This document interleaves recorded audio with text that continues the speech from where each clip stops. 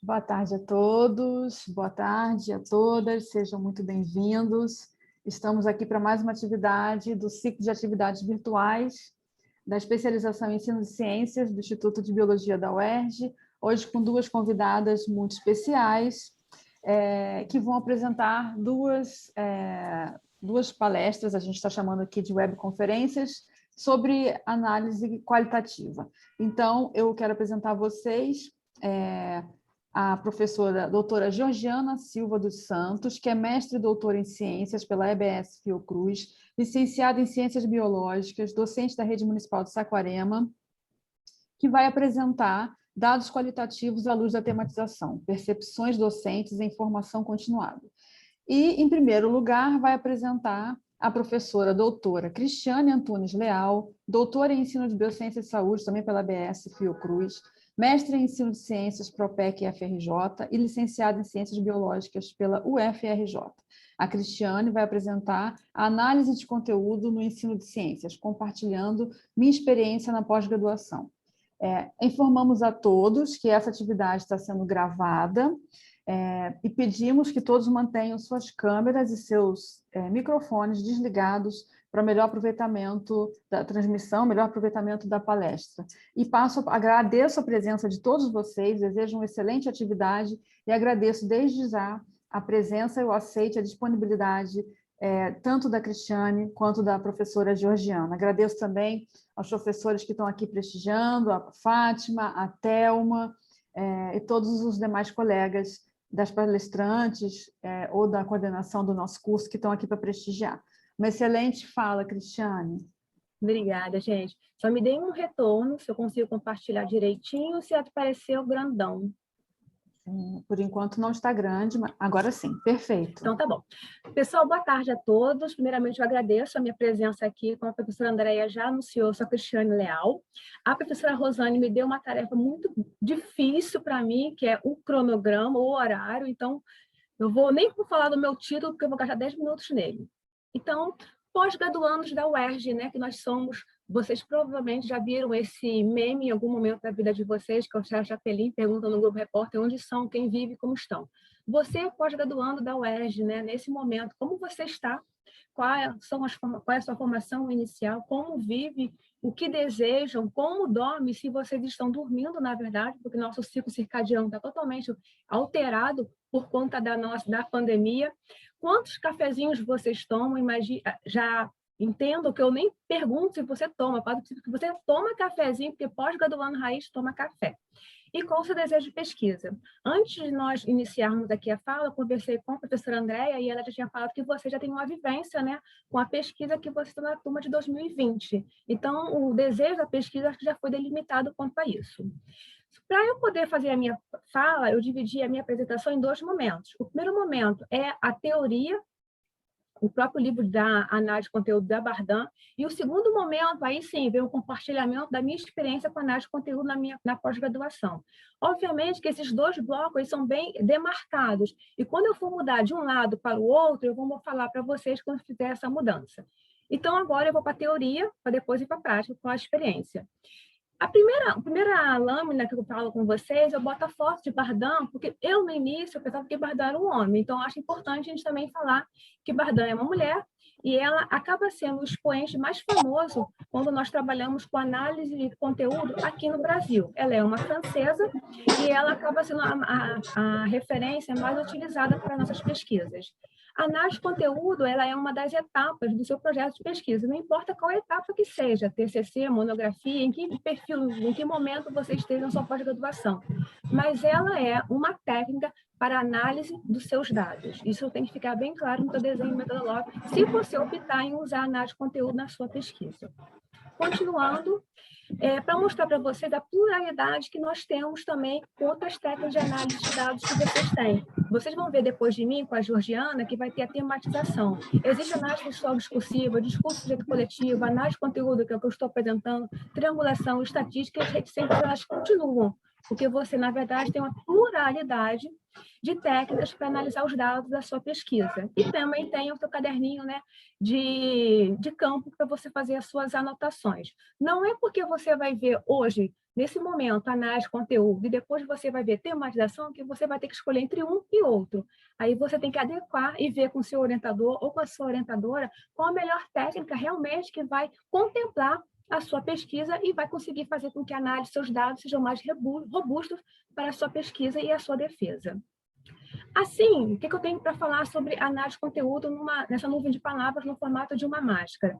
Quem já leu, quem já teve contato com a análise de conteúdo de Bardin, percebe-se que ela tem um vocabulário muito específico, ela usa palavras muito específicas. Por isso que eu faço essa nuvem de palavras. Unidade de registro, unidade de contexto, corpus, objeto, comunicação, codificação, enumeração, frequência. São todos vocabulários que estão no conteúdo, né, no livro que a própria Bardin ela utiliza. E assim vem a definição do que seria, né, a análise de conteúdo de acordo com Bardin. Para eu fazer a análise de conteúdo, eu utilizo os dois livros aqui. Primeiramente, né, eu utilizei esse aqui e depois eu encontrei esse. Eu não vou falar com vocês, assim, eu serei bem honesta. O primeiro livro, o Bardin mesmo, é uma leitura muito densa, ela exige muita dedicação, assim, dedicação exclusiva. Na minha busca, né, porque eu defini, eu escolhi e se adequava ao meu projeto de pesquisa, análise de conteúdo, eu acabei encontrando o livro da Maria Franco, e o livro da Maria Franco é como se tivesse a escama dos seus olhos, e sabe aquele, eu entendi. Então, assim, é maravilhoso, e um livro complementa o outro. Obviamente que não isenta você de ler este, tá bom? Se você optar por análise de conteúdo. Dando continuidade, a análise de conteúdo ela é uma técnica que é um instrumento que pode ser usado em pesquisas com abordagens qualitativas, quali-quant, quantitativa. A própria Bardin ela fala sobre isso.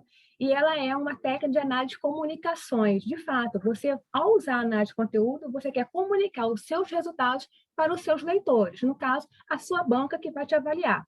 E qual é, na verdade, né, os grandes objetivos quando você utiliza análise de conteúdo? Superar incertezas e enriquecer a leitura. E você vai fugir da livre interpretação.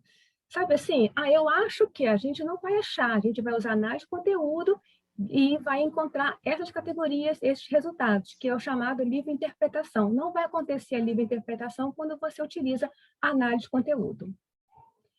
E aí, o que nós podemos falar neste momento?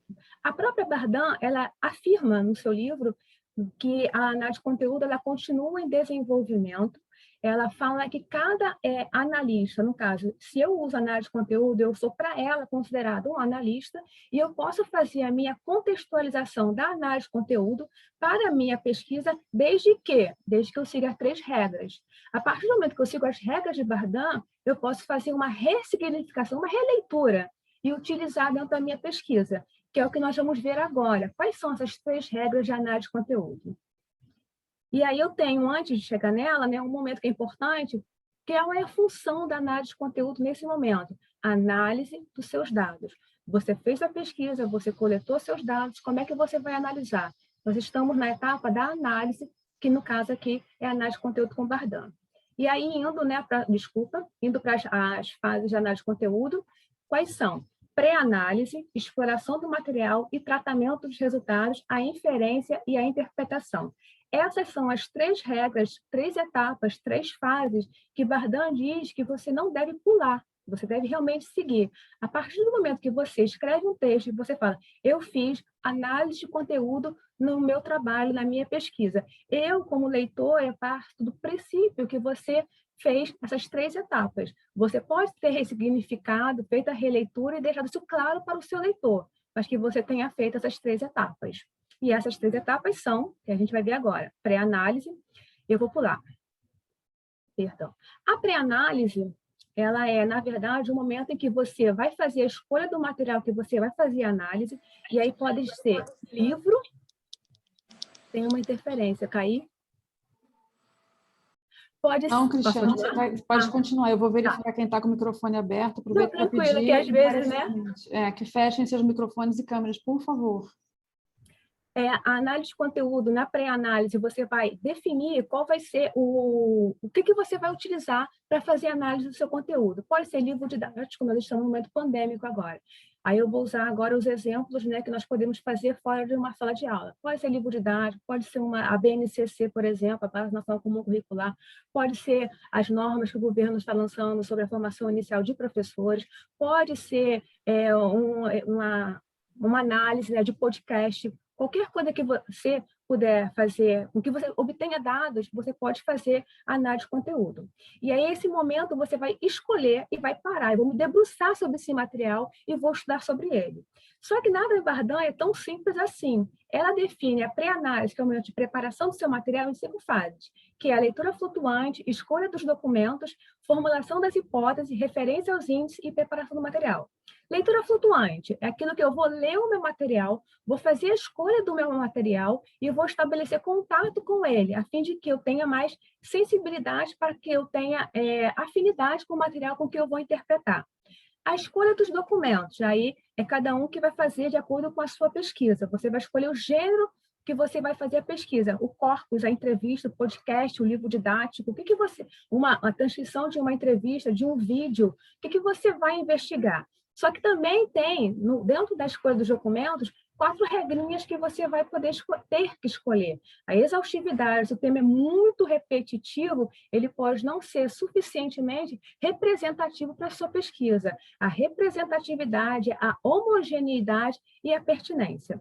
Eu também tenho, de acordo com Bardan, a formulação de hipótese, onde você faz uma afirmação e depois você, lá na frente, você vai ver se essa afirmação ela se concretiza ou ela não se concretiza. Você vai fazer referência aos índices, que aí vem o tema, a palavra, o personagem, o que você vai analisar, né? Os seus corpos, ela chama com esses nomes, que é a unidade de registro.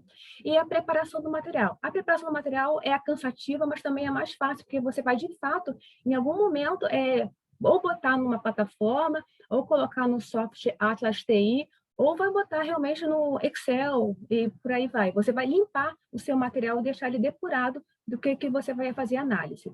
Isso é a primeira etapa da análise de conteúdo.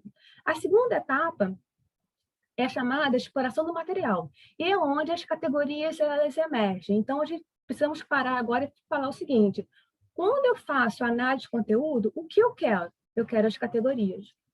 Quando eu faço análise de conteúdo, eu tenho as categorias. E o que são as categorias? As categorias são os resultados da sua pesquisa. Então, é nesse momento aqui que as categorias elas irão surgir. E a própria Bardan fala que a segunda fase ela é a fase mais longa e é onde você vai demandar mais tempo seu, mas você, antes de fazer isso, você precisa escolher qual técnica você vai utilizar. Cristiane, quais são as técnicas? E aí, vamos para o próximo slide. Eu não vou falar sobre todas elas, pois eu coloquei a página, lá em cima do livro. No meu caso, eu fiz com a aplicação de questionários. Então, eu induzi uma pergunta por meio de questionário e obtive uma resposta no meu questionário. Então, eu usei análise categorial, também chamada de análise temática, porque ela é usada em discursos diretos, que no meu caso me contemplou. Como eu usei o questionário, eu tinha respostas. Isso foi suficiente para a minha pesquisa. Mas existem as outras 5 técnicas que você pode utilizar, desde que você leia lá na páginazinha que está em cima. A análise categorial ou análise temática, que foi a análise que eu utilizei, ela acaba sendo também a mais antiga e ela também utiliza alguns nomes que são os vocabulários de Bardan. Enumeração, codificação ou a decomposição também e as unidades de registro. Esses nomes eu vou falar lá na frente, quando eu for para os meus exemplos, mas eu vou falar sobre unidade de registro. A unidade de registro ela é a menor parte do tema que você escolheu da sua pesquisa. Se você perguntar uma questão para mim, Cristiane, qual a sua opinião sobre bebida alcoólica? Enfim, uma questão assim bem ampla. Eu posso dar uma resposta bem simples, eu não gosto, não bebo, e sou contra quem bebe e dirige, enfim. E aí eu posso entrar, a minha unidade de registro pode ser não bebe, não, está fora da bebida. Então, a unidade de registro, ela pega o seu discurso e coloca em partes pequenas. Ela fragmenta o seu discurso.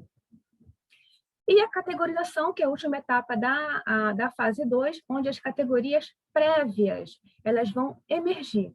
Elas estão submersas, e é aqui que elas vão emergir.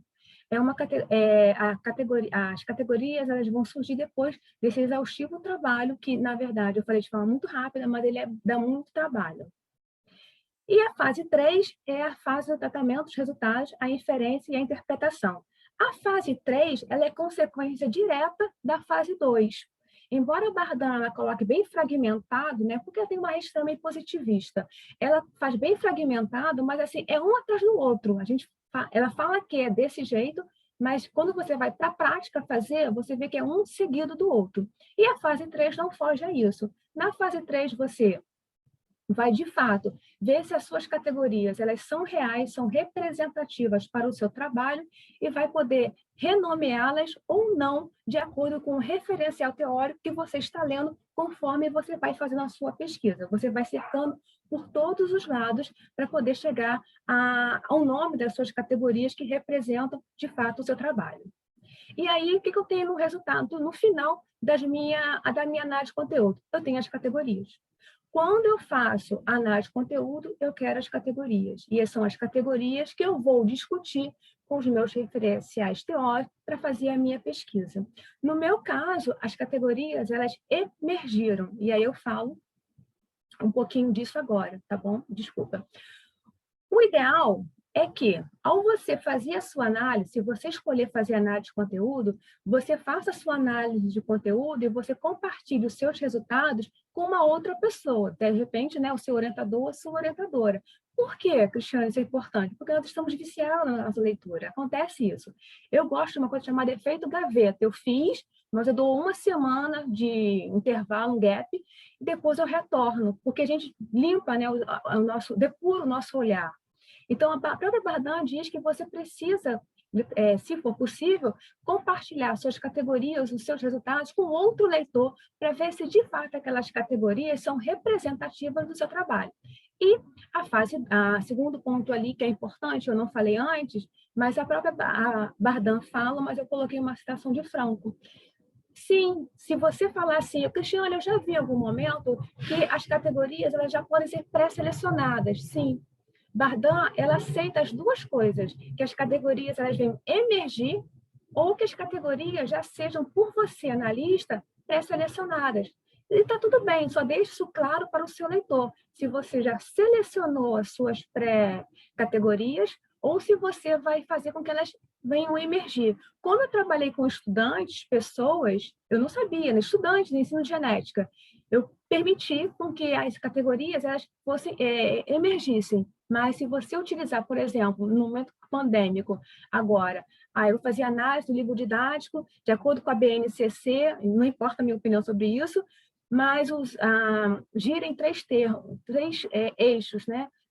Terra e universo, matéria e energia, vida e evolução. Eu vou fazer vou fazer análise do livro didático e vou ver se essas três categorias elas realmente vão acontecer. Então, você já fez as suas categorias, que elas já foram pré-selecionadas. Isso também está de acordo com o Bardan. E agora sim, o momento, né, que nós vamos ter, que é o momento, que agora eu mudei, pessoal. Quando eu falei que eu ia fazer 2 momentos, agora eu estou mudando. Agora vem sim o compartilhamento da minha experiência na pós-graduação. Iniciando, né? Vamos lá. Vocês agora, por incrível que pareça, mesmo no momento pandêmico, toda a solidariedade, mas a gente acaba estamos empolgados ainda, porque nós estamos em turma, estamos tendo a webconferência, estamos conversando com nossos colegas, temos os grupos de WhatsApp, Telegram, enfim. Então, assim, você vai pegando os seus resultados, você vai conversando com o seu orientador, e quando você pega os seus resultados, você fica muito feliz, você fala assim, gente, eu peguei tanto isso, é muito legal.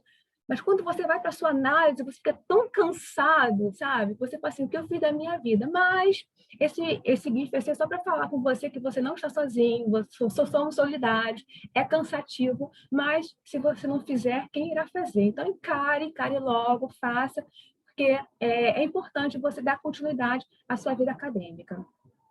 E aí, vamos lá.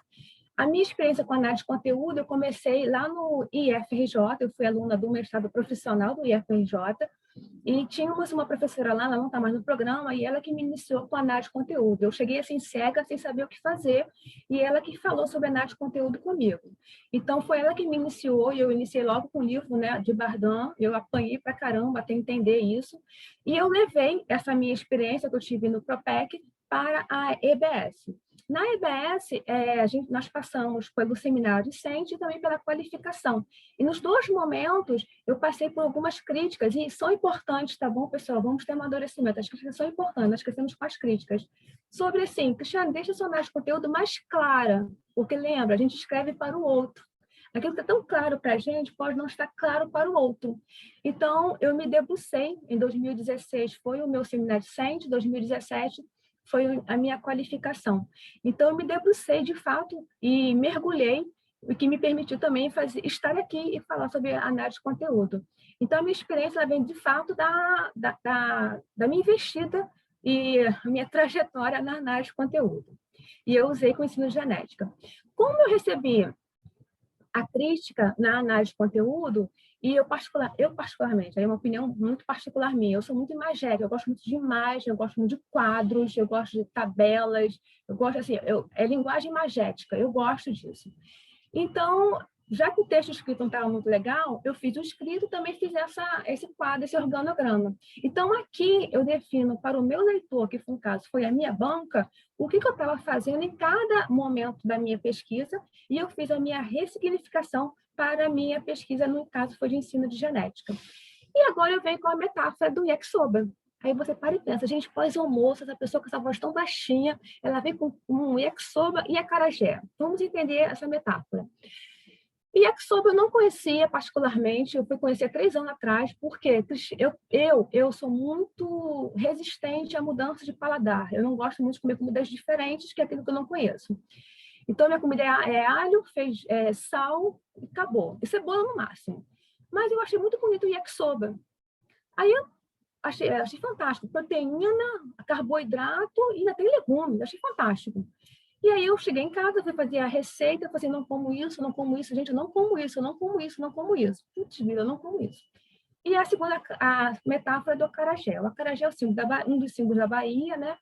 E eu também sou resistente a essa alimentação, eu também não como isso, também não como isso, também não como isso. E aí vamos para a segunda lâmina. Eu, Cristiane, no meu caso, do yakisoba, para fazer uma metáfora com análise de conteúdo, eu fiz a minha adaptação. Eu mantive elementos cruciais do alimento yakisoba, mas eu mantive o yakisoba. Então, eu posso falar, eu como yakisoba, embora eu não tome saquê, mas eu como yakisoba.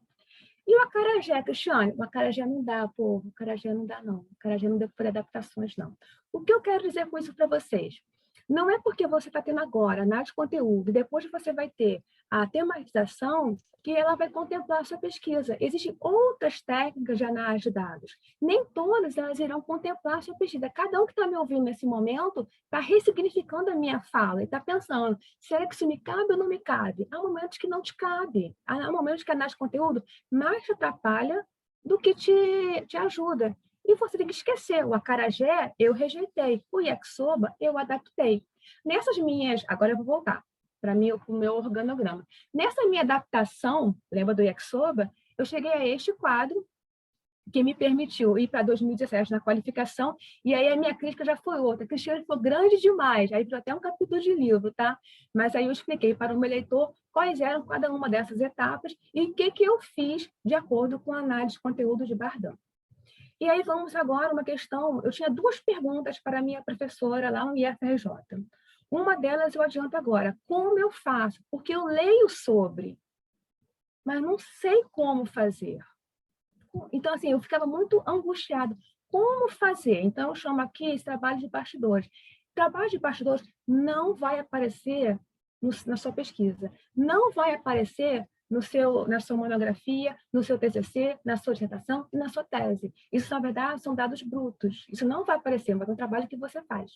Então, por isso que eu tenho eu nomeio de trabalho de bastidores, que é um trabalho que você vai fazer, que ninguém vai ver, que não vai computar tempo e que não vai aparecer como apêndice no seu trabalho, porque as pessoas querem as categorias e que você realmente tenha feito análise de conteúdo. E como são, então, os trabalhos, né, que são feitos Como é que é feito a análise de conteúdo? Como eu disse para vocês, eu gosto de quadros, e aí, usando lá as questões que são da pré-análise e da etapa 2, barulhos externos, esse é o home office. Como tem a etapa 1 e a etapa 2, eu usei os quadros, e eu fiz a primeira coluna, o page participante, eu gosto de código alfanumérico, participante 1, participante 2, participante 3, e assim vai. O discurso do meu participante, lembrando que eu usei um questionário, então eu induzi o meu estudante, o meu participante, a uma resposta direta. A leitura flutuante, onde eu consigo dividir, posso ou não, né, dividir o discurso do meu participante em 2 etapas, e eu começo a usar os códigos. Olha os númerozinhos lá, P11, P12. A outra coluna é a enumeração, onde eu já vou agora colando esses códigos. Lembra? Fragmenta. É isso que vai acontecer. Fragmenta. Codificação. Eu começo a contar e fazer a agregar quais eram os discursos que eles iriam se convergir. E no último quadrinho é a categorização, onde as minhas categorias prévias elas irão surgir. Cristiane, está ali escrito em vermelho a palavra outros. O que são outros? Por mais que eu tenha tido todo o cuidado do mundo em fazer a minha pesquisa, tenha feito a validação do meu questionário, tenha tido todo o cuidado, isso não significa que eu vou encontrar, ao fazer uma pergunta, o meu participante ele vai responder, ele pode fugir do tema, por exemplo. E o não dito também é dito. Então, no meu caso, eu tenho categoria genérica, e aí eu digo o nome de categoria genérica de outros. Obviamente que antes de colocar assim, outros, eu apresento para o meu leitor o que significa essa categoria genérica, que é o outros. E aí, vamos a uma captura de telas. Na pré-análise, eu preparo meu material, gente. Eu vou separando os meus discursos, que a Bardan também usa o nome de corpos. E na fase 2, que é a exploração do material, eu vou fazendo toda essa fragmentação. Eu fragmento para depois agregar e formar as categorias. E como isso aparece no meu texto? Uma vez que esses dados brutos não aparecem, aparece assim. Aí também agora é uma captura de tela.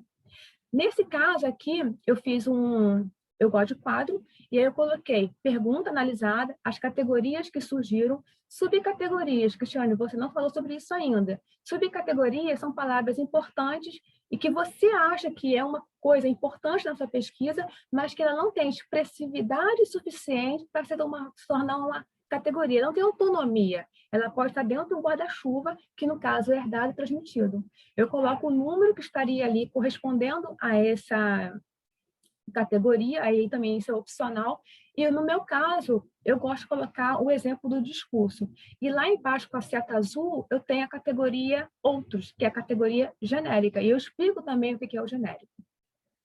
Muito bem. Aqui, nesse caso, já tem um quadro que é de um pouquinho diferente, porque esse é um quadro do INPEC. O INPEC é o Encontro de Ensino de Ciências, e aí tem números de caracteres reduzidos, 20.000 caracteres com espaço. Então, aqui já não aparece subcategorias. E não tem problema, você pode usar subcategorias ou pode não usar. Como eu trabalhei com ensino de genética, para mim os nomes eram muito importantes, eu valorizei os nomes. Então, eu usei subcategorias. Aqui, no caso, quando eu tinha a questão da limitação dos caracteres, eu não utilizei. Aí eu apresento dessa forma. Cristiane, muito legal, você colocou os quadros, mas e no texto? Aí vamos lá. No texto eu faço dessa forma. Novamente, uma captura de tela, aí eu evento o INPEC ainda. No quadro 1, eu fiz a apresentação do meu público, quem eu pesquisei, quando eu pesquisei, e aqui eu faço a chamada do quadro 2. No quadro 2, vou voltar, tá, pessoal? Acompanha. Esse quadro que está em vermelho é esse aqui. Perdão. É esse aqui. Esse está grandão, aqui ele está pequenininho. E olha só, eu coloco de novo a pergunta, e lá embaixo na seta vermelha, as minhas categorias eu vou discutir com o meu referencial teórico. Então, quando você fala assim, eu fiz análise de conteúdo, eu quero as categorias, e com essas categorias eu vou discutir com o meu referencial teórico, que é o que é feito aqui. Aqui, novamente, no caso, aqui no caso da tese, como é que foi feito, eu tenho uma categoria superficial. Aí eu coloco o quadro normalmente e discuto essa categoria superficial com o meu leitor, com os meus interlocutores. Novamente, né, como é que ela ocorre na monografia, então não importa, você vai discutir sempre com alguém com seus resultados. E a segunda pergunta que eu tinha, porque eu tinha duas perguntas para minha professora. A primeira é como fazer, já falei com vocês como é que faz, a minha experiência. E quando eu tenho muitas perguntas, porque eu posso entrar com 5 perguntas, porque fazer com uma pergunta não é tão difícil, fazer com mais é. E aí eu faço a metáfora do retrovisor. Aí eu vou ter que olhar para trás, literalmente. E o que é olhar para trás?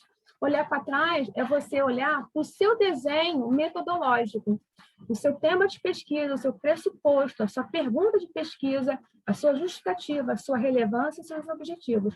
Quando eu olho para trás, quais são as categorias mais significativas para o meu trabalho de ensino de genética no ano que eu fiz, no ano 2015 a 2017, com as turmas tais e tais. Aí eu chego à resposta: sangue, família, DNA e outros. Aí eu discuto elas com o meu referencial teórico. Obviamente que você pode estar chegando aqui e falar assim, muito bom, eu já sei o que eu não vou escolher. Eu não vou escolher, então, análise de conteúdo. Contudo, gente, calma, existe uma tecnologia.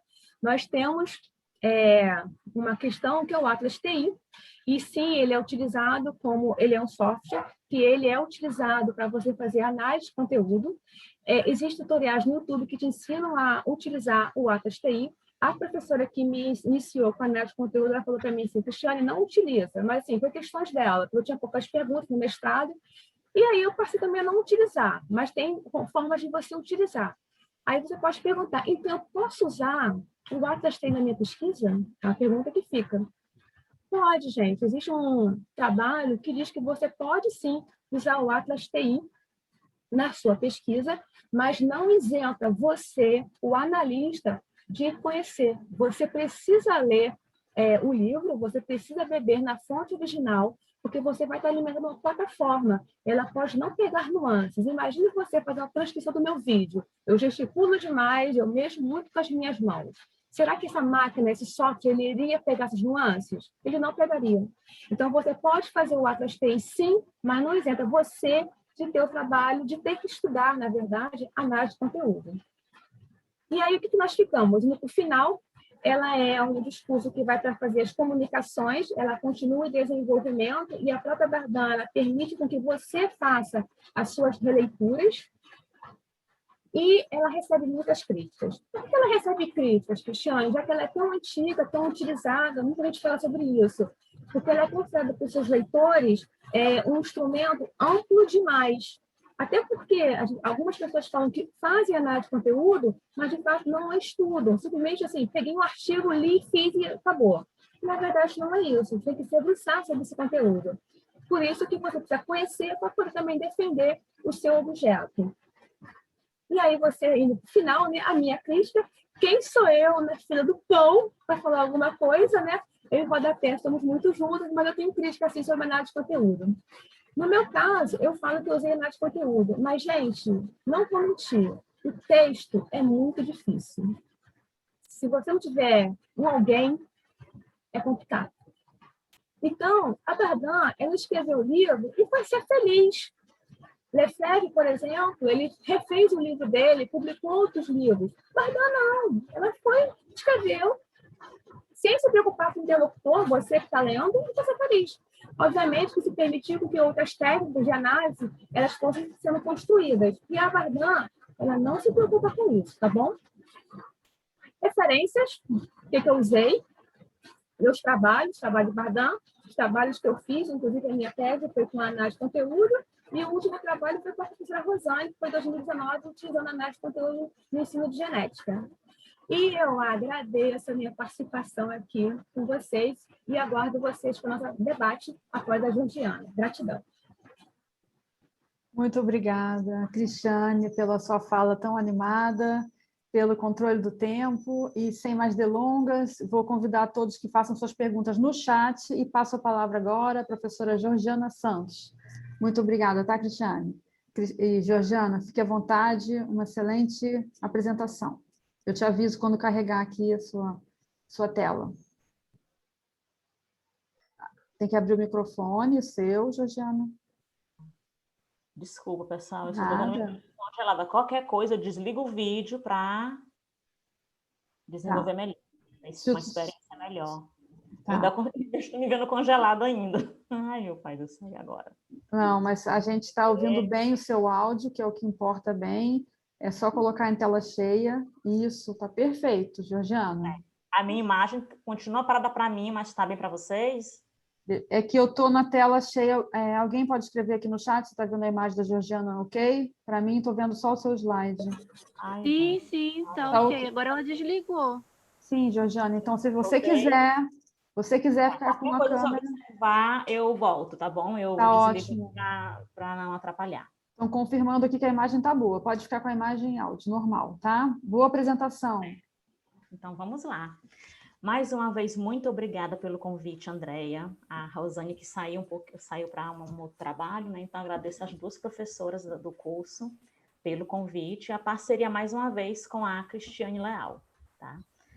Então, gente, a Cris, ela expôs, né, a análise de Bardan, análise de conteúdo de Bardan, e eu trago para vocês, não vou fazer em 2 momentos, né, então já vou fazer partindo da minha experiência mesmo, especificamente no doutorado, né, no curso de doutorado, como eu analisei os dados da minha pesquisa. Tá? Então, eu trouxe esse título para vocês, dados qualitativos à luz da tematização de Fontoura, que é a expoente de tematização, percepções, né, dos alunos, dos professores, informação continuada.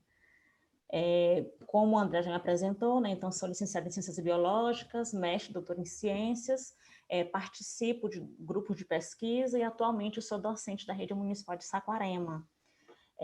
Interessante eu colocar para vocês também aqui que a minha iniciação científica na graduação ela foi toda voltada para a bancada.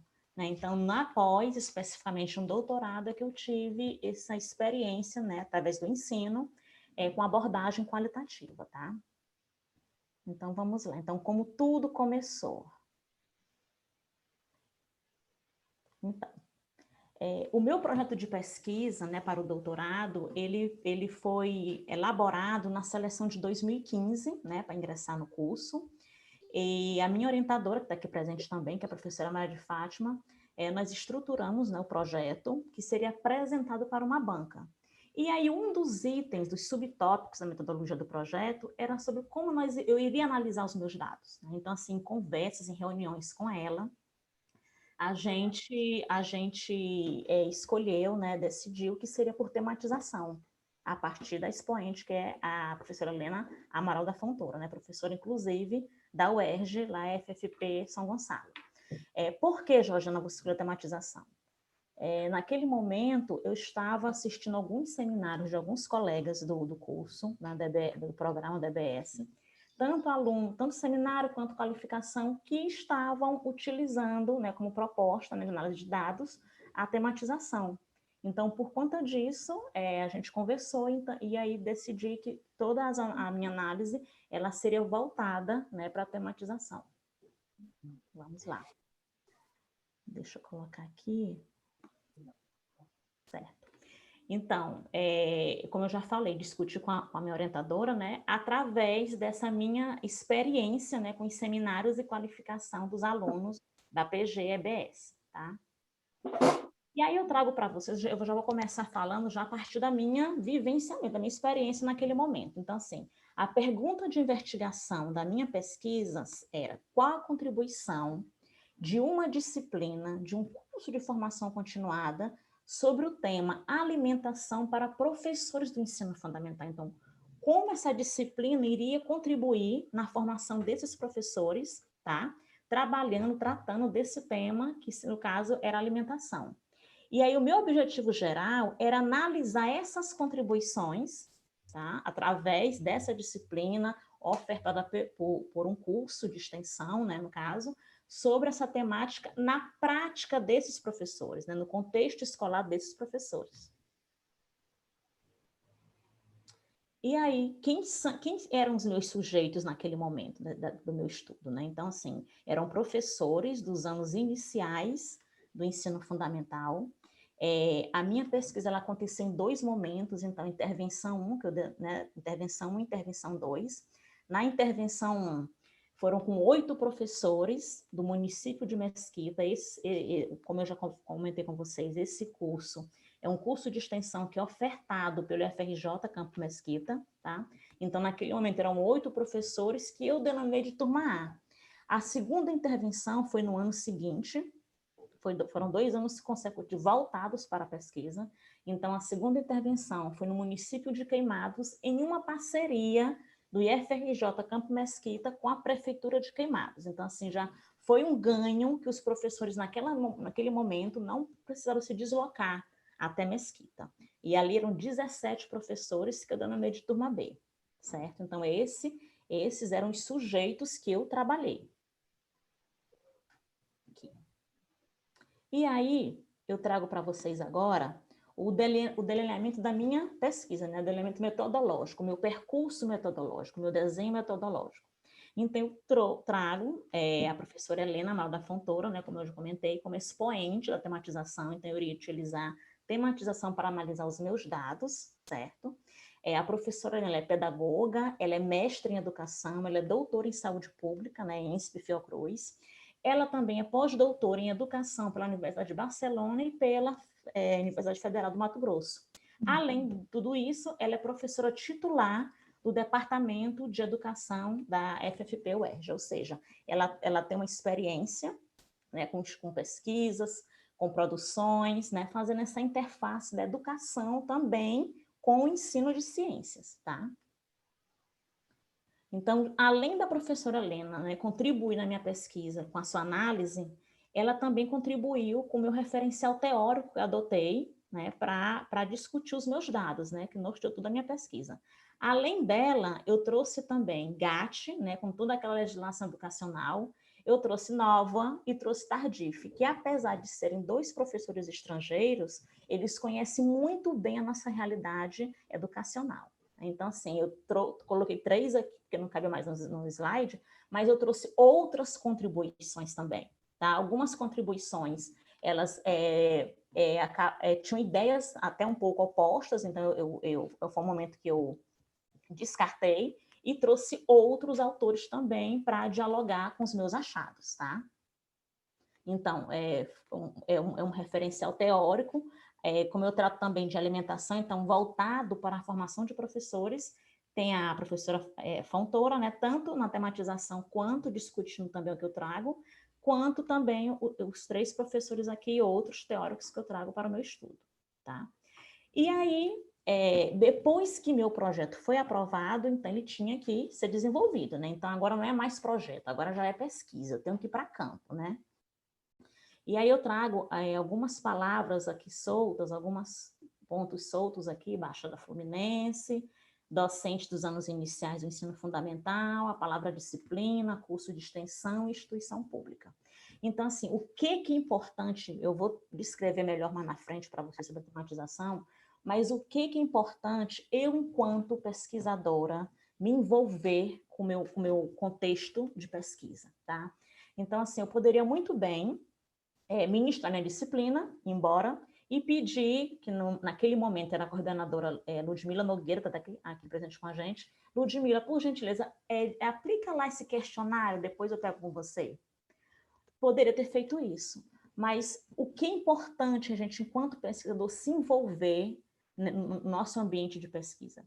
A gente observar, a gente não, o se envolver que eu falo, gente, não é a gente interferir na nossa própria intervenção, vamos dizer assim, entre aspas, tá?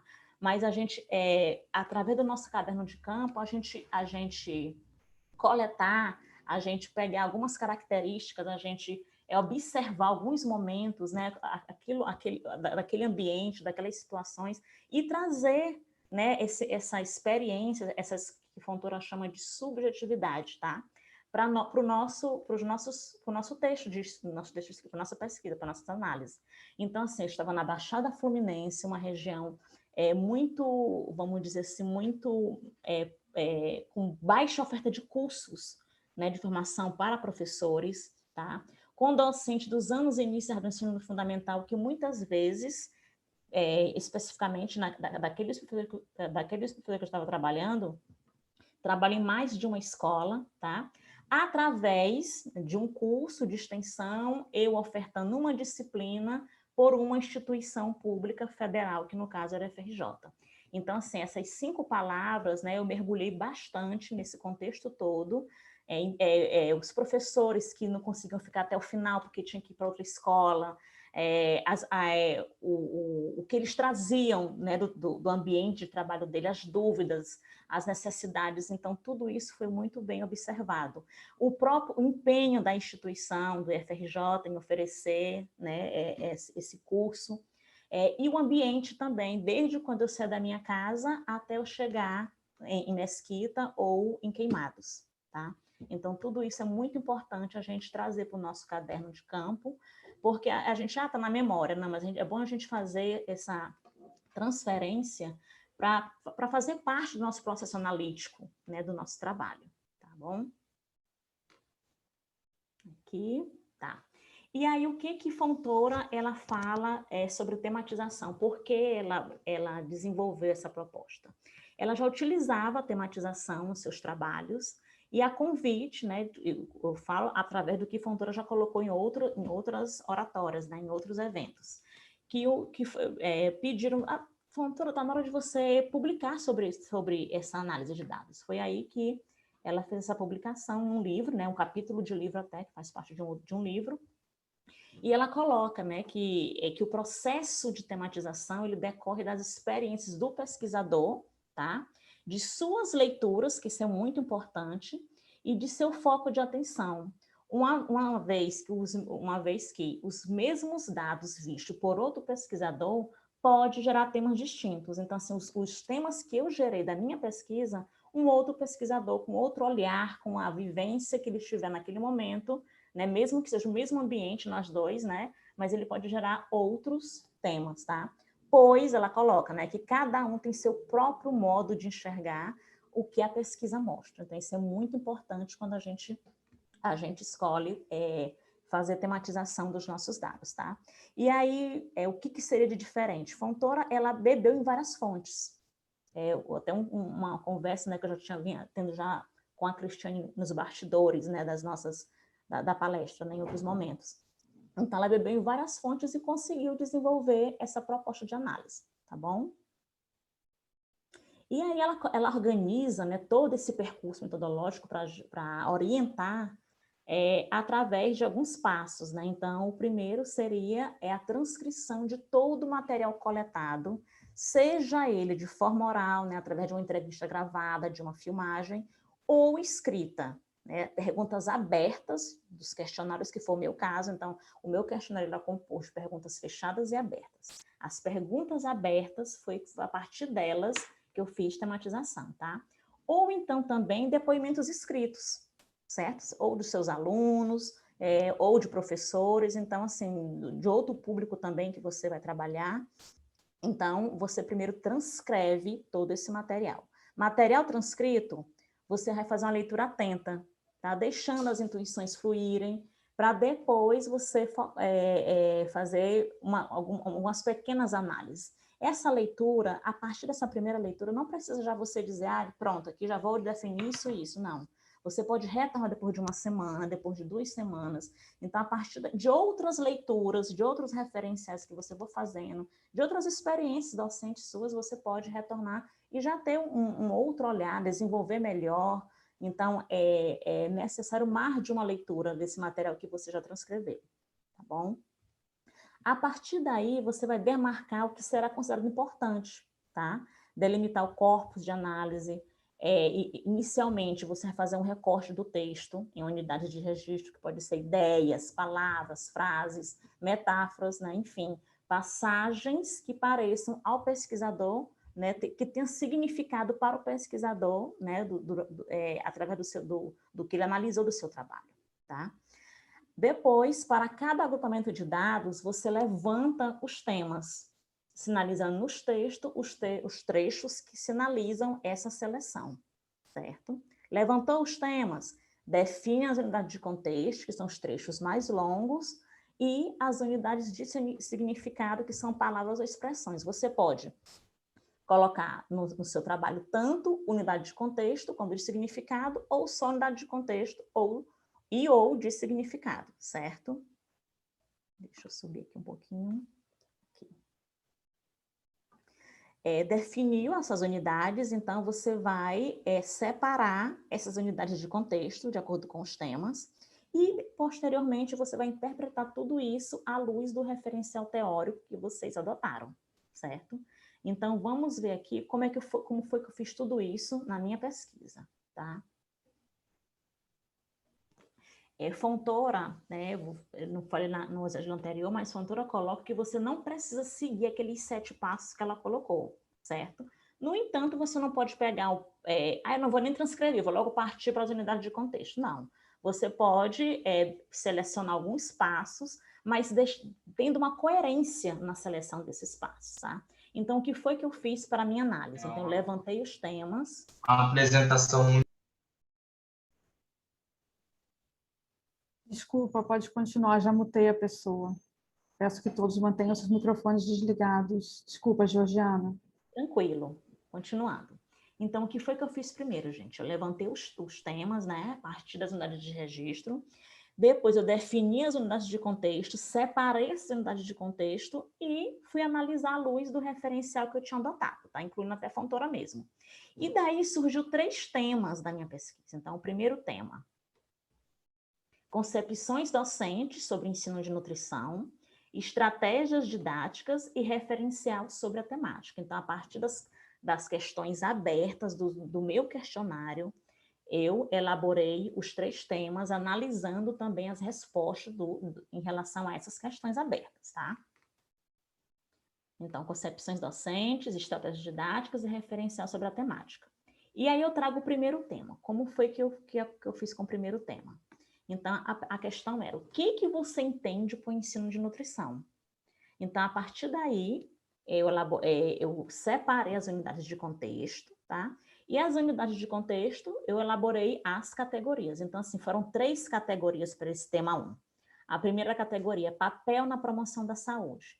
Aí eu coloquei no meu texto da minha tese 2 exemplos, tá? De cada categoria. Então, vou falar aqui um em relação à categoria papel na promoção da saúde, quando o professor coloca a percepção dele sobre o ensino de nutrição. Então, ele diz o quê? Que o ensino de nutrição pretende fornecer informações para que o indivíduo se alimente de forma consciente, favorecendo melhorias na qualidade de vida. Uma outra categoria, relevância do tema. Então, ele colocou lá, importante discutir com os alunos também as doenças que surgem de maus hábitos alimentares, como câncer, problemas cardíacos, diabetes e outras enfermidades, tá? E aí, outras unidades de contexto que eu não trouxe para o quadro da tese, eu coloquei no texto da própria tese, né? Então, assim, alguns professores, eles sentiam um desconforto em transitar em outros campos que envolvem alimentação, tá? Então, essa percepção em relação ainda ao tema 1. Então, coloca aqui que, geralmente, nas minhas turmas, eu fecho o conteúdo falando da pirâmide alimentar. Pergunto qual daqueles alimentos eles mais consomem. Mas esse professor, ele coloca que em outro momento ele espera desenvolver uma estratégia para explorar melhor esse conteúdo. Uma outra unidade de contexto, né, que também é voltada para o tema 1, é a dificuldade de abordar o tema com alunos em situação de doenças crônicas não transmissíveis. Então, ele colocou, quando eu vou falar sobre as doenças crônicas, eu tenho um pouco de cautela.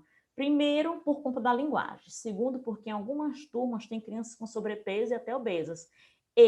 No meu papel de professor, eu não sei até onde eu posso avançar. Então, tudo isso que eu fui levando para a tese, essas unidades de contextos, essas categorias, eu fui desenvolvendo, né, eu fui discutindo, dialogando com o referencial teórico que eu tinha adotado, certo?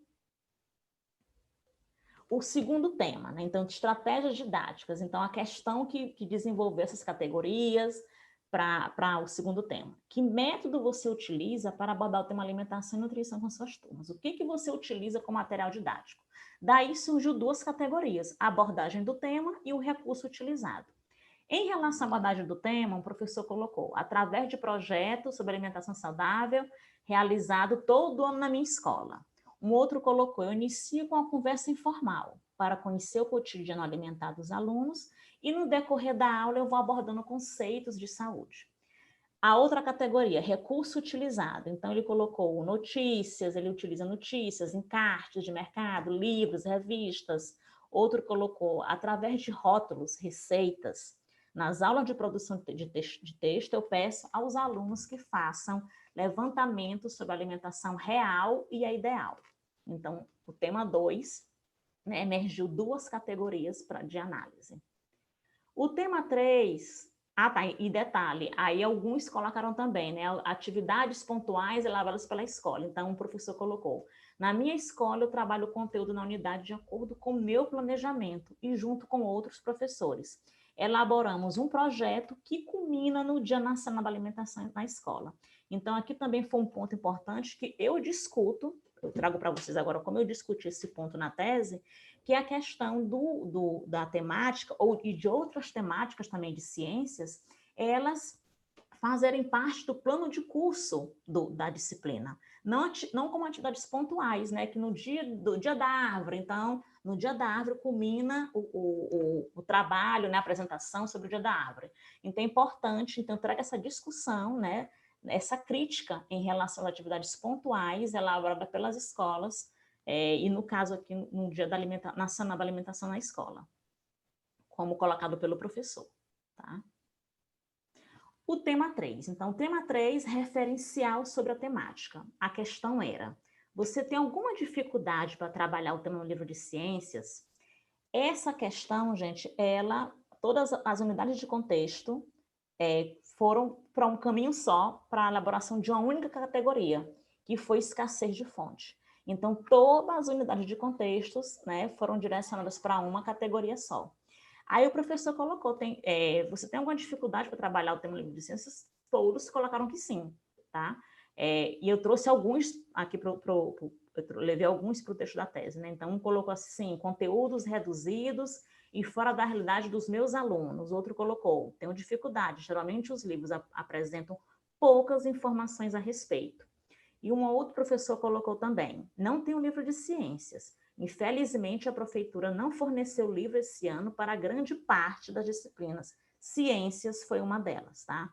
Então, essa questão, né, emergiu o tema referencial sobre a temática, que caminhou para a única categoria em que os professores colocam a questão da escassez de fonte.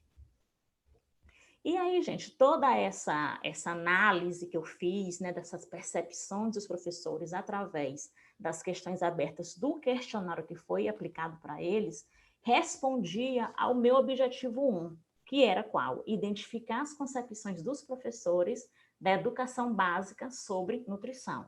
Então, a partir dessa análise que eu fiz, desse diálogo com aporte teórico, né, eu cheguei à conclusão de que a análise das concepções dos professores sobre o tema ensino de nutrição revelou realmente lacunas na formação desses profissionais, que a formação inicial não daria conta de sanar. Então, assim, nessa pesquisa nós trabalhamos um tema que, como tantos outros do currículo de ciência, precisam ser desenvolvidos e atualizados com os professores. E aqui eu estou comentando com vocês, mas lá no meu texto eu trago mais ainda, né? Que é interessante o professor ele ser responsável pela sua formação, pelo profissionalismo docente, como coloca a Nova. Então, a busca deles para a curso de formação continuada, ela tem que ser, como vocês estão fazendo, né, no caso do curso de especialização, então tem que partir do professor também, tá? E aí eu coloco, né, que realmente a formação inicial não vai dar conta de sanar todas, até porque são temas que eles estão sempre, tanto temas de alimentação, né, alimentação saudável, como outros temas do currículo de ciências, eles estão sempre sendo atualizados. Então, é importante o professor buscar, né, sempre estar atualizado através da formação continuada, tá bom? Ou curso de extensão, especialização, mestrado, enfim. E aqui eu trago para vocês, né, as 2 referências, né, então a minha tese está aqui, quem quiser consultar, e o capítulo de Fontoura, em que ela desenvolve, né, em que ela expõe a tematização como proposta de análise de dados na pesquisa qualitativa, tá?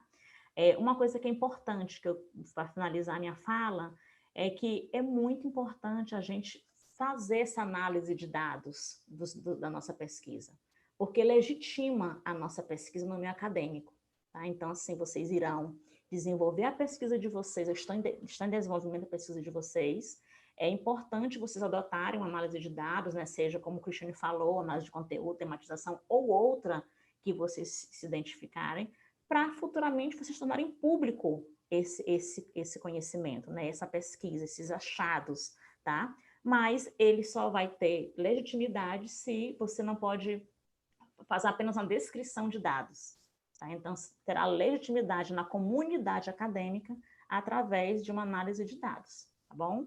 Muito obrigada e vamos para as perguntas. Muito obrigada, Georgiana, pela sua apresentação. Você pode encerrar o compartilhamento da sua tela. Tá, stop, lembrei. Isso, lá em cima, isso, muito obrigada. E eu vou, então, vamos passar, então, à etapa das perguntas. Cristiane pode abrir também sua câmera, se desejar.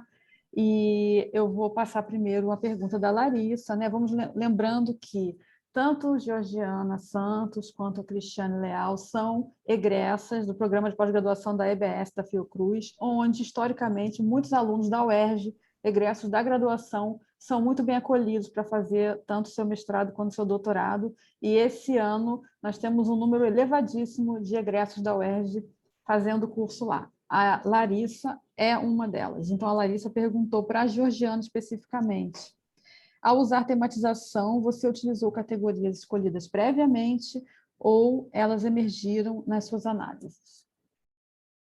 Pode responder? Pode. Pode? Qual o nome da aluna? Esqueci, Andréia. Larissa. Tá, Larissa. Boa tarde, Larissa. Então, Larissa, foi a partir das unidades de contexto, né, que são os trechos mais longos, que é a partir deles, quando eu fiz aquela transcrição todinha de todas as respostas daquelas perguntas, foi a partir delas que emergiram as categorias, certo? E o conjunto de categorias, eu desenvolvi os 3 temas, tá bom? Cada tema, no caso. Muito obrigada. Temos mais uma pergunta aqui da Aline. Sobre pesquisa qualitativa, de modo geral, alguns autores apontam a importância de se ter, no máximo, 4 categorias ao final da análise. Vocês consideram o número de categorias delimitadas ou que emergiram ao longo das pesquisas de vocês? Por experiência própria, um número muito grande de categorias pode ficar visualmente confuso nos gráficos. Aí as duas podem comentar, tanto Georgiana quanto Cristiane. Olá, Aline. Posso começar, Georgiana? Pode. Aline, quando eu falei na minha apresentação, que eu recebi as críticas, uma das críticas foi justamente essa, por conta da pesquisa qualitativa, ela recebeu algumas críticas, e tem a questão quando você escreve, né, fica muito confuso, porque é muita informação. Que é aí que veio a ideia do quadro. É importante você também se mostrar, né, que você recebe a crítica e você vai refletindo. Então, no meu caso, eu recebi essa crítica, sim, que eu concordo com você, e aí eu parti a usar quadros para não ficar tão confuso, lembrando que a gente escreve para o outro, né? Não está claro para mim que eu estou viciada naquela leitura, estou muito envolvida com aquilo, então para mim está claro, mas eu escrevo para o outro, tem que estar claro para o outro. E aí, então, se você tiver curiosidade de ver, ou na minha apresentação, eu botei vários quadros, porque como eu falei, eu sou imagética, então, eu achei que ficou mais claro. E aí, como eu passei por várias etapas, depois de que eu passei a usar quadros, eu não recebi mais essa crítica, não. Então, os limites de categorias, elas podem, sim, ser um delimitador para você, mas ou não pode, porque vai depender do que você vai escolher, se elas vão emergir antes ou se elas vão emergir depois. Mas se você deixar claro para o seu leitor o que você está fazendo, você também se calça, né? Você fala, não, eu fiz isso, de acordo com fulano, ciclano e beltrano. O Pardão permite com que ela não bota limites em categorias, ela deixa você usar bastante categorias. Mas, aí vem aquela metáfora do retrovisor, se você tem muitas perguntas, vai gerar muitas categorias. E realmente, para o leitor, fica cansativo. E aí, o que eu fiz? Aí eu fiz aquele negócio de voltar, né? O tema, o pressuposto, e aí eu tenho 4 categorias. Mas quando pega a minha tese, tem muita categoria, mas as mais expressivas, de fato, são aquelas que eu usei na metáfora do retrovisor. Não sei se ficou claro, Aline. Se não ficou, você pode abrir o microfone ou escrever que eu respondo melhor. Georgiana, gostaria de falar alguma coisa sobre essa pergunta da Aline? Gostaria. Então, Aline, falando a fala da Cris aqui, concordando com o Cris, No meu caso, a mesma coisa. Então, a questão de muitas perguntas, né, consequentemente, em uma pergunta, no caso, tematização que eu estou falando, tá? De uma pergunta poderá gerar várias categorias, mas, assim, eu penso muito na objetividade. A gente tem que ser muito objetiva. Então, eu estou analisando aquela questão também de não só trazer para a minha tese o meu questionário, as minhas questões, mas a minha experiência naquele momento, né, mesmo, como eu já falei, sem interferir, né, eu sou lá pesquisadora, eu estou lá como pesquisadora, sem interferir tanto naquele momento que eu estou lá com aqueles professores, e eu acho que isso contribuiu bastante, né, para eu conseguir entender e conseguir elaborar essas categorias a partir daquelas respostas. Né? Eu acho que eu tentei ser um pouco, muito bem objetiva mesmo, e essa questão de muitas categorias, eu acho que para qualquer leitor, o leitor pesquisador, o leitor professor que vai ter acesso a esse material, ele pode fazer confusão, né? Pode ficar confuso, melhor dizendo, né? Tipo assim, até ele pode achar, caramba, essa categoria aqui, ela poderia, junto com essa, uma categoria só, né? Acabar fazendo essa análise também. Então, assim, eu acho que a gente sendo bem objetivo, né? Trazendo mesmo que a essência daquelas respostas para resolver essas categorias, acho que são ideal. Obrigada, Georgiana. A Aline já comentou que compreendeu, sim, a explicação da Cristiane e, com certeza, a complementação da Georgiana. Aliás, vocês receberam vários elogios sobre a apresentação, a clareza da apresentação, a qualidade das pesquisas, o desenho metodológico. A Georgiana foi comentada até pela Fátima, né, pela sua capacidade de falar pausadamente, que realmente é uma capacidade notável e difícil.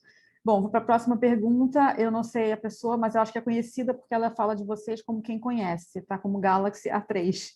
Georgiana, você acredita que as mudanças necessárias à formação de professores, incluindo a lógica do professor pesquisador, deva passar por uma atualização do currículo geral das licenciaturas?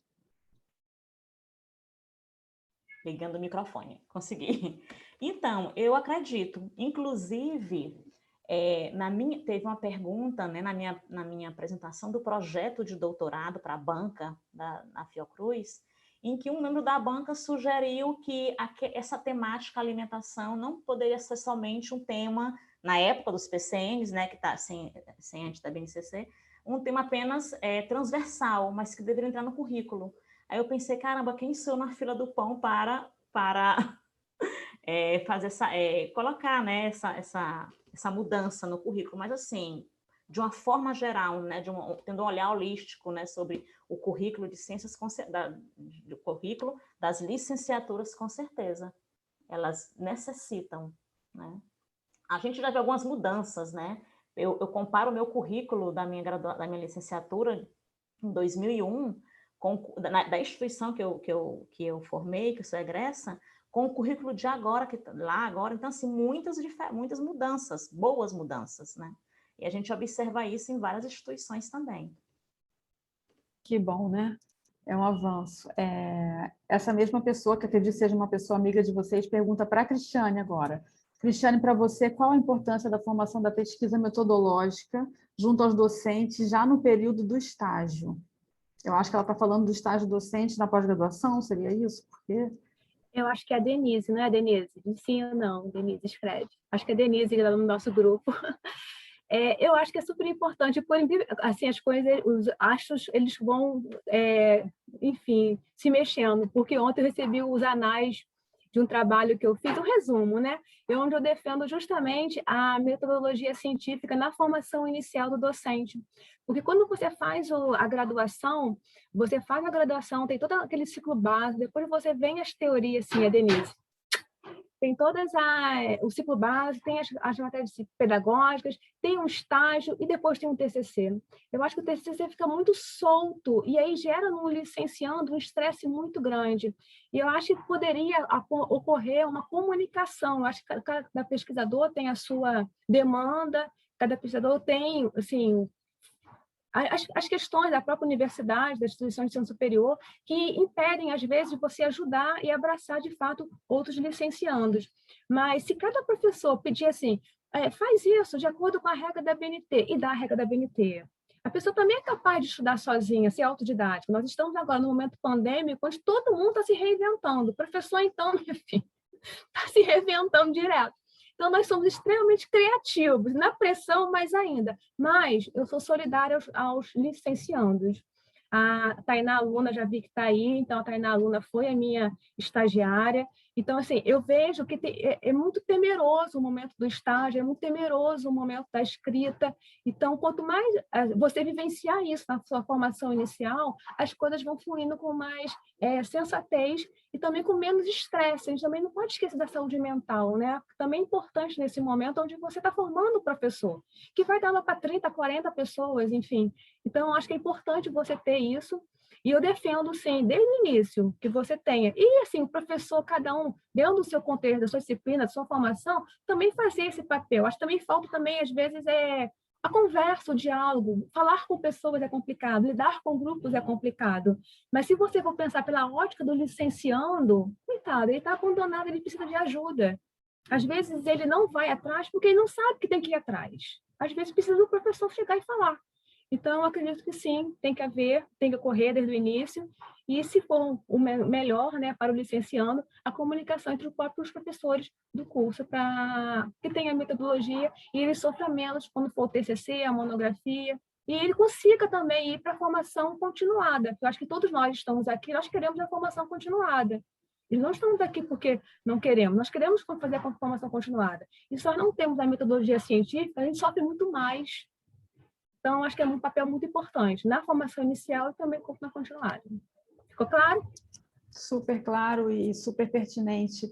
Na UERJ, que é de onde eu falo, né, por isso posso comentar, a grade da licenciatura em Ciências Biológicas é extremamente extensa, é mais puxada do que o bacharelado do ponto de vista do excesso de disciplinas e créditos, e não sobra tempo para o aluno começar a pensar na pesquisa monográfica que ele terá que realizar durante o curso, o que faz com que ele chegue no final, e somente no final ele vai pensar sobre a sua pesquisa monográfica. E ele tem 2 períodos, nós sabemos que 2 períodos são 2 períodos de 4 meses, sem contar pandemias, greves, etc., onde os períodos são reduzidos. Então, isso torna muito mais difícil as possibilidades do aluno se adequar e se familiarizar com a pesquisa. A Fátima fez uma colocação aqui muito importante no chat, que ela falou: há necessidade de indicar a diferença entre metodologia de ensino e metodologia de pesquisa. Então, nos cursos de licenciaturas. Então, o que eu vejo na UERJ? Os alunos veem muito a metodologia de ensino, mas não falam muito sobre metodologia de pesquisa, não falam com eles, as disciplinas não falam muito sobre isso. Inclusive, as próprias disciplinas mais específicas da formação do licenciado, elas estão mais concentradas no final do curso, nos últimos 2 anos. Então, o aluno passa muito tempo sem ter contato com isso. Tanto que muitos alunos estão se formando na licenciatura, pensando que não se faz pesquisa na licenciatura, chocados quando descobrem, né? Então, isso, sem dúvida, gera uma série de dúvidas e dificuldades mais para frente. E Cristiane falou uma coisa que eu acho muito essencial, muito importante, que foi a questão da saúde mental. Ontem ainda eu estava numa reunião no núcleo docente estruturante do Instituto de Biologia, né, que é um núcleo que está sempre revendo qual é o currículo da licenciatura, do bacharelado, quais são nossas questões, enfim. E o ponto de pauta que eu levei junto com o professor Marcos Ferraz, que muitos aqui conhecem, que é do Departamento de Farmacologia e Psicologia, foi a criação, a reformulação da tutoria discente, ou seja, acompanhamento dos alunos, acolhimento dos alunos para tirar dúvidas sobre o curso, sobre a atuação profissional, e a criação de algo em paralelo, que a gente está denominando, por enquanto, de Casulo, que é um espaço de construção de sensibilidade. A gente pretende trazer assuntos da pauta de saúde mental, que a saúde mental seja o tema catalisador para a gente discutir com nossos alunos. Os nossos alunos que estão aqui nem sabem disso, porque isso foi ontem, foi aprovado ontem na reunião, e a gente vai começar ainda esse ano. A pandemia foi só um gatilho para a gente ver como isso é emergente, já era antes da pandemia. O ambiente acadêmico pressiona muito, causa muito mal-estar. Todo mundo aqui que é professor sabe como nossos alunos sofrem, e no ambiente acadêmico a pressão é ainda maior. Muitos desistem, não conseguem continuar seus cursos, especialmente na hora de escrever. A escrita é um momento em que a gente sofre muito. E vocês duas trazendo um trabalho de avaliação qualitativa, que tem pessoas que desistem, né, de avaliação qualitativa, desistem de usar essa metodologia ou saem traumatizadas. Então, uma fala de vocês muito potente no sentido de ver como pode ser trabalhado dessa forma, dentro dessa linha de pesquisa, de observação, de coleta de dados, de discussão de dados, e como a gente tem que, sim, se debruçar sobre as leituras que definiram essas temáticas. Então, fico muito feliz com a fala de vocês duas, parabenizo muito por tanta clareza, né? E vocês trouxeram assim uma fala baseada na experiência, e a experiência, para mim, ensina muito, sabe? Eu acho muito importante a gente ler quem escreveu, quem definiu, e é fundamental até. Mas é muito bom quando alguém se aproxima e apresenta a sua pesquisa, que a gente vê ali onde a pessoa sentiu insegurança, onde errou. Quando vocês falam, na minha banca veio essa pergunta, na minha banca eu sofri essa crítica, positiva, negativa, isso ensina muito para os que estão aqui, que são alunos que vão em breve, né? A partir do final desse ano e no começo do próximo ano, 2022, estarão defendendo suas pesquisas, e alguns certamente trabalham com avaliações qualitativas, né? Não tendo mais nenhuma pergunta, eu acho que ninguém mais colocou nenhuma pergunta, se eu não tiver visto, Cristiane e Georgiana me falam, mas acho que não tinha mais nenhuma. Eu passo a palavra para vocês fazerem alguma fala de encerramento de vocês, para a gente poder encerrar. Bom, eu queria fazer retorno uma com pergunta para ela. Desculpa, Juliana. Isso. É sobre você, lá no início, você falou um pouco sobre, se pudesse, você falar um pouquinho como é que funciona o discurso do sujeito no coletivo, eu gostaria. Se você falasse um pouquinho sobre isso. Comigo, Juliana, né? Juliana, o discurso Sim. coletivo eu li, mas eu não me aprofundei, porque eu vi que com ele não me cabia, porque eu usei questionário. Mas existem os livros do Lefebvre, e tem do Lefebvre, que ele fez um em 2017. A Fátima estava até... Acho que a Fátima tem um livro, que a Fátima falou, 2017. Então, eu não tenho muito conhecimento, porque eu li, mas não lembro. Então, assim, eu não posso mentir para você nesse momento, né? Tem que ser ética. Eu não lembro, Tudo sabia bem, que não me professora, cabia. obrigada. Não, mas ele está ressignificando, ele está remodelando, diferente de Bardan, que não fez não se modernizou, vamos dizer assim. Não ainda fala, Andréia? Não, joinha. Sim, pode, se você Tá quer. bom. Eu quero agradecer primeiro o convite e falar justamente com a Fátima, aquilo que eu também concordo. Um dia eu também vou ter essa clareza, essa serenidade. A Georgia não dá para o sexto ano. Mas eu dou, então desculpa, eu sou muito frenética. Aí vou falar, Cristiane, ela dá aula assim, aquele é assim mesmo. Eu fiquei com ela 8 anos, não consegui incorporar essa fala mansa, não. Gente, parabéns, muito calma, realmente, assim. Gente, foi a experiência da defesa da tese, vocês não lembram? Eu aqui defendendo, e a chuva caindo, e a janela de vidro quase quebrando, e faltando internet. Então, assim, vamos lá, vamos na calma, porque serve a experiência, serve naquele momento, né? Bom, gente, então, só para se encerrar, que eu sei que vocês têm um intervalo, muito obrigada pelo convite. E se vocês quiserem as referências que eu botei lá no final, tirando os livros, obviamente, eu tenho um capítulo de livro, tenho artigos e tenho um IMPEC, que também podem ajudar vocês na leitura, se vocês decidirem ter. Eu posso passar para a Rosane, se vocês desejarem, para fazer mais leituras, tá bom? Mas esses artigos, esses trabalhos, não isentam você de ler realmente a fonte. Lembrando que o que eu fiz foi uma releitura, tá? Muito obrigada, gratidão, cuidem-se, saúde mental, como a professora disse, e sintam-se abraçados, virtualmente. Muito obrigada, Cristiane, pelo seu carinho, pelas suas palavras e pela sua experiência relatada aqui. Passo a palavra para a Georgiana, então. Agradeço também, gente, esse momento, né, e também a disposição de vocês, numa quinta-feira à tarde, estarem aqui presentes, demonstra, né, o compromisso de vocês com a formação de vocês, tá? Em relação à tematização, o que eu posso indicar para vocês é os trabalhos, tanto de TCC, tanto de mestrado, doutorado, de pessoas, de pesquisadores, né, que utilizaram Fontoura. Então, está depositado tanto no banco de dados da UERJ, quanto da Fiocruz e quanto UERJ Fiocruz, tá? Que são os que eu tive contato. E aí, se tiver interesse também na minha tese, ela está na arca da Fiocruz também, pode entrar em contato comigo também. Tá bom? Muito obrigada. Muito obrigada, Georgiana. Tem pessoas perguntando no chat se temos lista de presença. Não temos lista de presença, o que nós fazemos é que as pessoas que estão aqui ao vivo podem mandar e-mail agora, né, para o contato.dsb@hotmail.com para solicitar a declaração de que participaram. e aí será enviado por e-mail no prazo de 1 semana, tá? Eu até escrevo no chat se tiverem dúvida da redação do e-mail. E perguntaram também se a live vai ficar gravada. Estou gravando, espero que dê tudo certo, e ela vai sim para o canal do YouTube do Instituto de Biologia da UERJ. É só colocar no YouTube, Instituto de Biologia, UERJ, que vocês vão localizar o canal, onde estão as nossas outras atividades virtuais realizadas a partir do ano passado. Começamos na metade do ano passado, temos várias atividades e são de excelente qualidade. Convidamos a todos para visitar o canal, se inscreverem, curtirem nossas atividades, temos defesa de monografias, enfim, uma variedade de temas, educação inclusiva, espaços não formais de ensino, metodologias ativas, temos muita variedade de assuntos e desejamos chegar mais longe, contamos com vocês, com a participação de todos.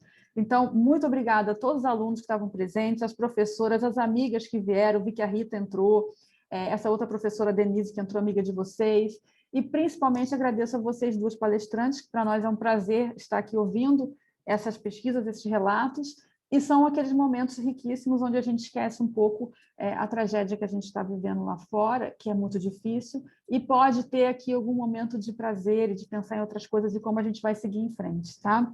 Muito obrigada, boa tarde a todos e agradecemos muito a presença. Tchau!